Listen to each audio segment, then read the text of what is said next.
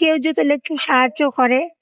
ভাই এই চাষি জয়পুর থেকে আপনার কাছে আসে আমি আসছি 2005 সালে, সরকার বাড়ি দিয়েছিল, সেগুলো মানুষে নিয়ে নিছে। এক জায়গায় চাকরি করতাম, সেই চাকরিটাও চলে গেছে। এখন মনে করেন যে মেয়ে জামে আশ্রয়ে থাকি, তো চলাফেরা খুব কষ্ট। আমি শ্বাসকষ্ট রোগী, পেটে লিভারের সমস্যা, তাই আপনার কাছে আসছি। যদি কেউ যদি একটু সাহায্য করে তাহলে মেয়ে জামাইয়ের কাছ থেকে সরে যায়, একটা কিছু করে আমি একটা ফেলার চাই। আমার জন্য মেয়ে জামাইয়ের কাছে থাকতে মেয়ের তো পাস অসুবিধা। করেছি, একটা ফেলার চাই আল্লাহর হস্তে। এখন এর লেগে আপনার কাছে আসছি, যদি আপনার দ্বারা যদি আমার যদি একটু সহযোগিতা হয়, এই জন্য আসছি।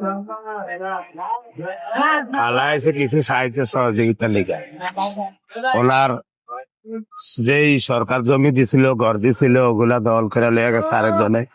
সরকারি একটা চাকরি আছিল, এটাও গেছে গিয়া। তাহলে গিয়া প্রবাসী ব্যয়গর্তনে, দেশের ব্যয়গর্তনে কিছু সাহায্য সহযোগিতা চায় খালায়।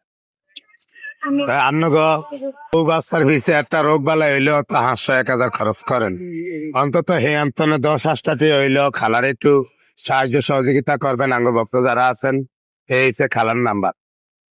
এটা বিকাশ করা, একটা বিকাশ আছে, একটা নগদ আছে। একটা বিকাশ আছে, একটা নগদ আছে। আপনি এই জায়গা জানলেন কেমন? মিজান ভাইয়ের কাছে আসলে আপনার উপকার আপনাদের একজন ইউটিউবার পাঠিয়ে দিচ্ছে আমার প্রেস ক্লাব থেকে। প্রেস ক্লাব থেকে আপনারা পাঠাইছে? প্রেস ক্লাব থেকে পাঠাইছে ইউটিউবারে, যাক ভালো জায়গায় আছে। তো এই প্রবাসী ভাইরা, দেশের ভাইরা যারা আমার ভিডিওটা দেখবেন, একটু বেশি বেশি শেয়ার করবেন। আপনারা যদি হাত দস্তিয়ে দিয়ে খালারের না সাহায্য সহযোগিতা করতে পারেন, অন্তত ভিডিওটা একটু বেশি করে শেয়ার করে দিয়ে আমাকে উচিলায় খালামে অন্তত হাত